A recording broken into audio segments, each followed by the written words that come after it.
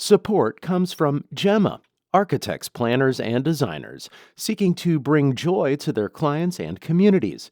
Details at gemastl.com. This is St. Louis on the Air from St. Louis Public Radio. I'm Elaine Cha. An unusual statement was issued recently by Missouri's prison system, an announcement that the Department of Corrections was overwhelmed with quilting supplies. The surge in donations of fabric and yarn was inspired by a new documentary on Netflix. Released in May, The Quilters takes viewers behind the walls of a maximum security prison in Licking, about 2 hours southwest of St. Louis. The Department of Corrections' June 11th statement said it's running out of storage space for fabric and other quilting items people have sent. It's a sign of ongoing response to the film, which shows the remarkable work of incarcerated quilt makers who spend many, many hours creating blankets. Those quilts with intricate patterns and beautiful colors get shipped out to children in Missouri's foster care system. The documentary is not only inspiring donations, it's also eliciting attention from other prisons. And to share how those developments and the making of the Quilters has all gone about, we're joined by the documentary's creator, independent filmmaker Jennifer McShane. Jennifer, welcome to St. Louis on the Air. Oh, thank you, Elaine. It's great to be here. So, Jennifer, how is it that you came to this project about quilting? I was lucky enough that a colleague, a woman I work with who has edited most of all of my films, actually, we work together all the time, and we've known each other for years, and she had seen a local piece in Missouri about this and thought, something about it made her think of me and the kind of work that I'm interested in doing. I've done other work about law enforcement. I've done a previous film in a women's prison in New York State. So she just thought it would kind of strike a chord with me, and she was completely right. Mm-hmm. I heard about it and went and called the prison and asked if I could visit, just without a crew, just to come and observe. And I spent a couple of days doing that. And after that, I was kind of convinced that this was a story I really wanted to tell. And was there anything that you learned about how the program began in the first place? Yeah, it has been going on for a little while. If I understand correctly, I think it was the wife of one of the chaplains who first kind of helped start this idea of learning to sew and learning to quilt. She was in visiting with with her husband, the chaplain, and was talking to some of the men, and it became clear how kind of bored and lonely and kind of restless and untethered they felt. And she kind of just innocently, from the story, I haven't met her, but this is the story I was told, that she offered to come back and teach some of them, and they really were interested. And it's kind of grown from there. And for a couple of years, they were making quilts for nonprofits and charities and veterans groups, and any nonprofit that could find value, they were doing it for. But then one of the correctional workers came back with this idea that he had heard actually from someone in his church, that foster care children often do not have their birthdays acknowledged. And everybody kind of felt that was a heartbreaking reality.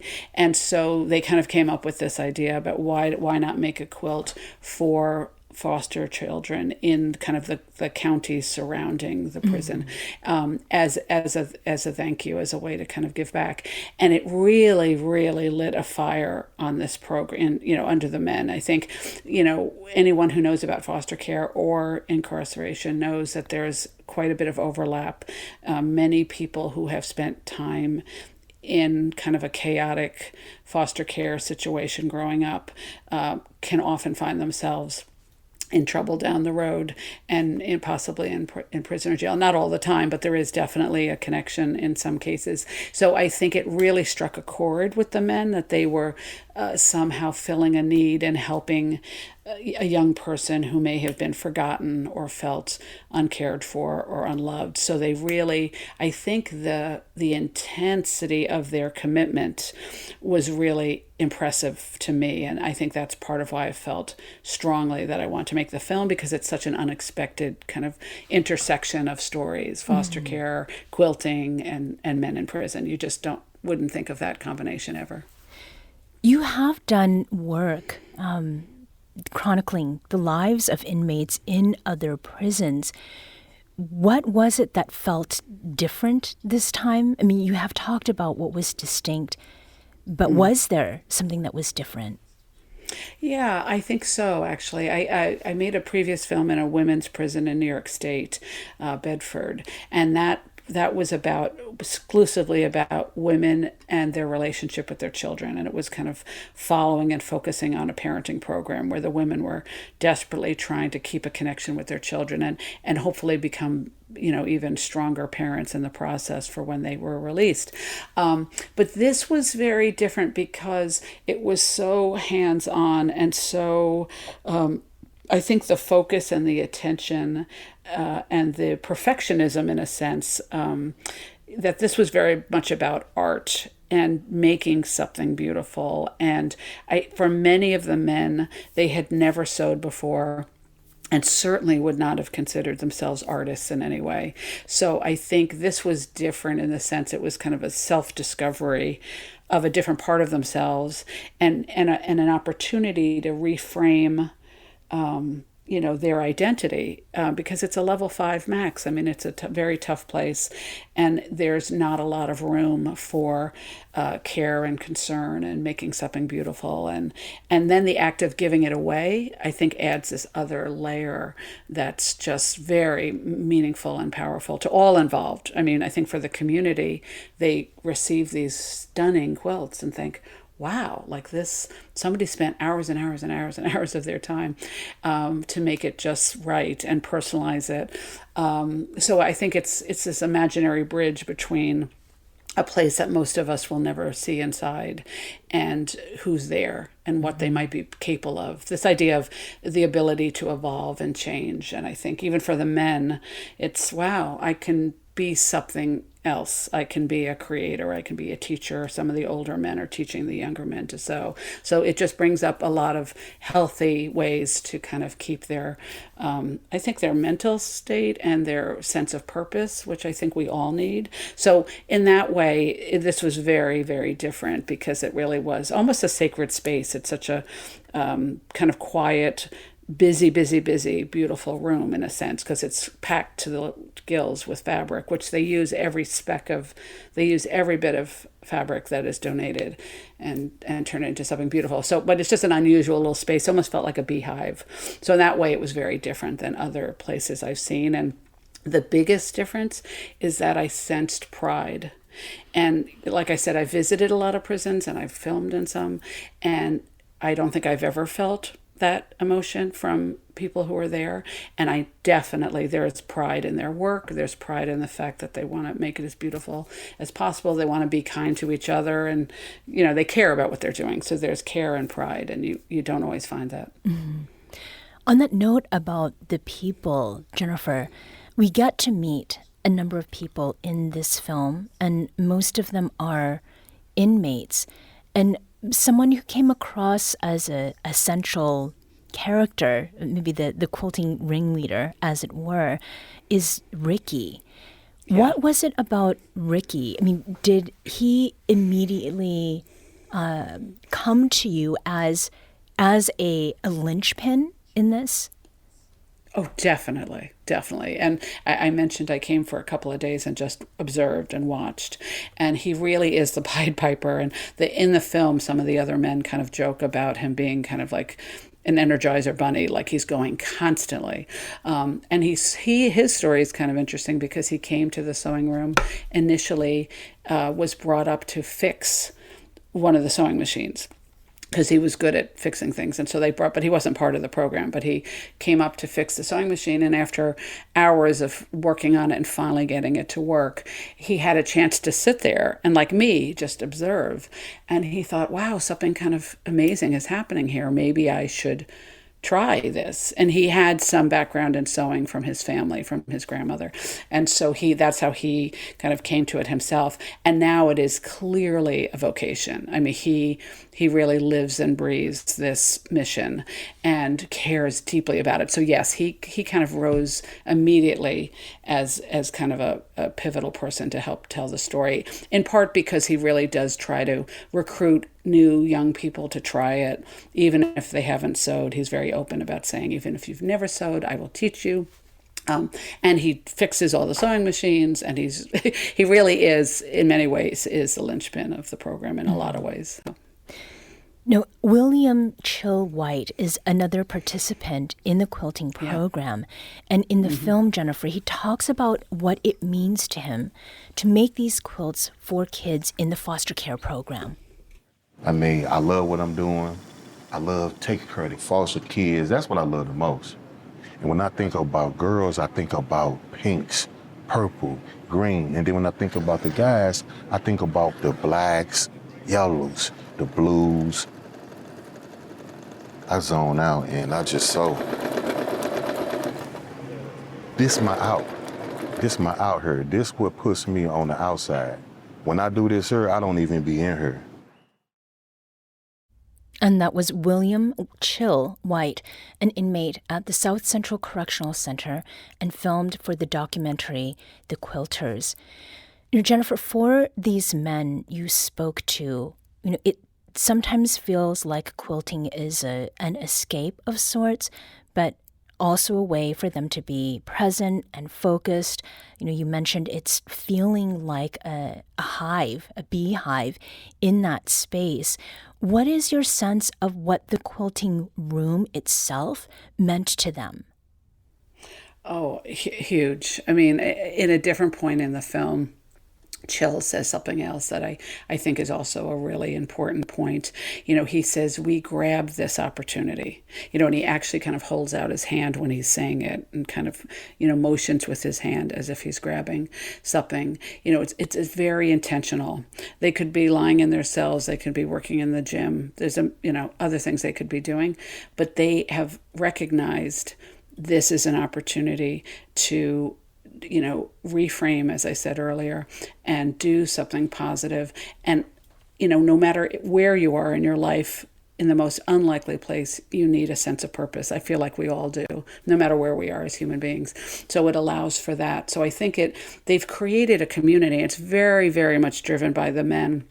The prison is great about facilitating it, but everything is donated, and these men just absolutely are just driven in the best possible way to have this succeed.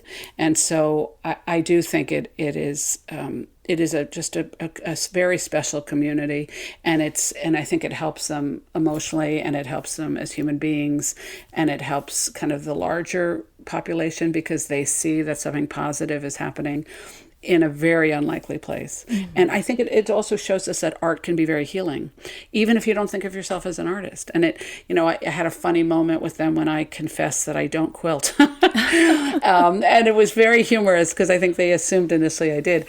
And I said, I'm just a terrible sewer. And they really gave me a wonderful pep talk about just trying, and it's a great lesson for any of us that we can find ways in our lives to be creative, to be artistic, and if we're really lucky, to give to others and feel like you're doing something positive and purposeful. And I think when you really have guilt and other things in your life or regrets, it's so wonderful for everybody. It's a win-win for everybody if we can kind of pivot this into something that has meaning behind it. Mm-hmm. And the giving part of it, we've talked about the donations, which have been continuing to flow in, but there's also the giving of inspiration. And you've had a chance to screen this documentary inside prisons, as well as a screening to an association of correctional officers. And there's been interest in starting quilting programs elsewhere. What is the status of those efforts now? And is this quilting sort of program being expanded? Well, I know there's more than one prison in Missouri that is doing it, which is great. So they can share the fabric that has been pouring into the Department of Corrections, which I have to say makes me so happy because, as a filmmaker, I'm thrilled it's on Netflix. It's had just, an incredible response, and that I'm just thrilled. And the film festivals were wonderful.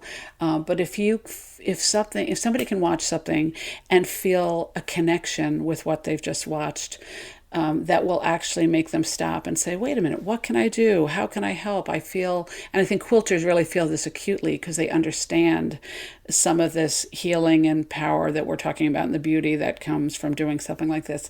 And to take the time to take their own fabric, pack it up, take it to the post office, mail it, is phenomenal. So that, you really always want to have impact, at least I do with my films. And so that was just wonderful for me to hear that.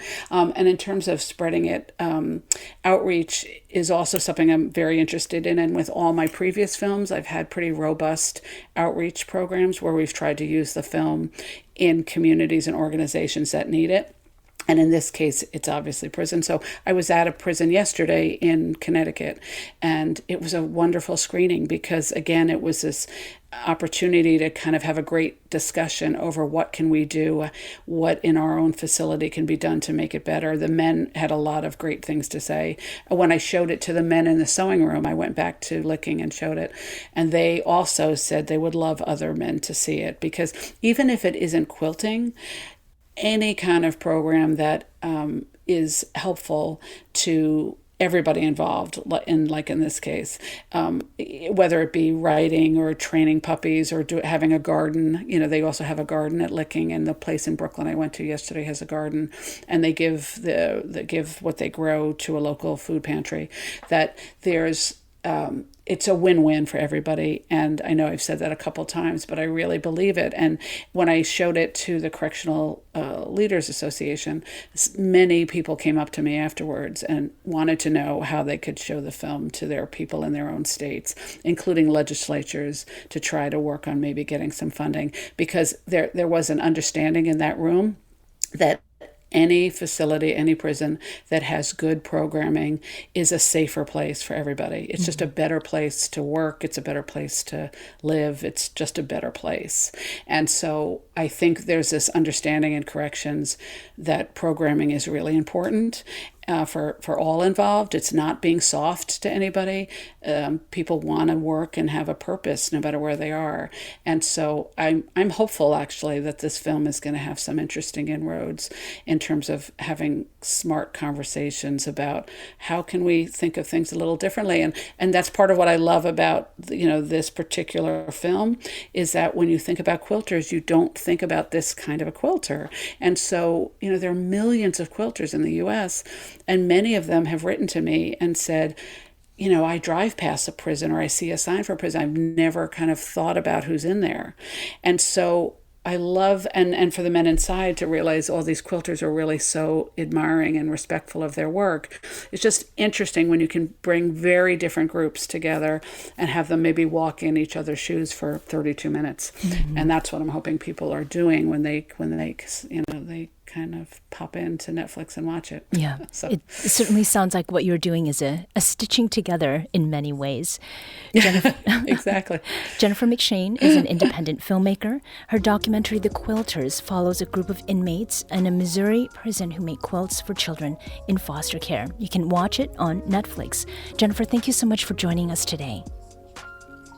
Oh, thank you so much for having me. It's been a pleasure.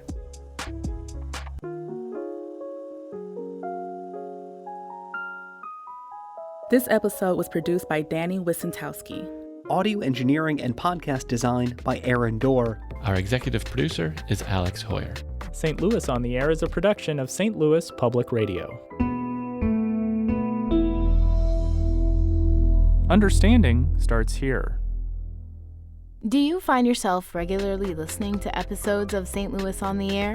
Suggest us to a friend you think might enjoy our conversations, and leave us a review and rating on Apple Podcasts on the App Store. It's the simplest way to help people discover our show. Thank you.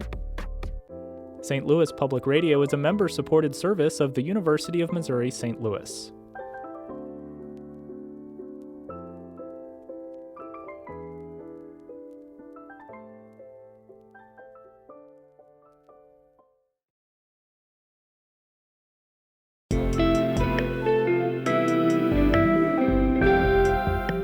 The Gateway brings you the day's news each weekday from around the St. Louis region and the state capitals in Jefferson City. Our schools are accredited.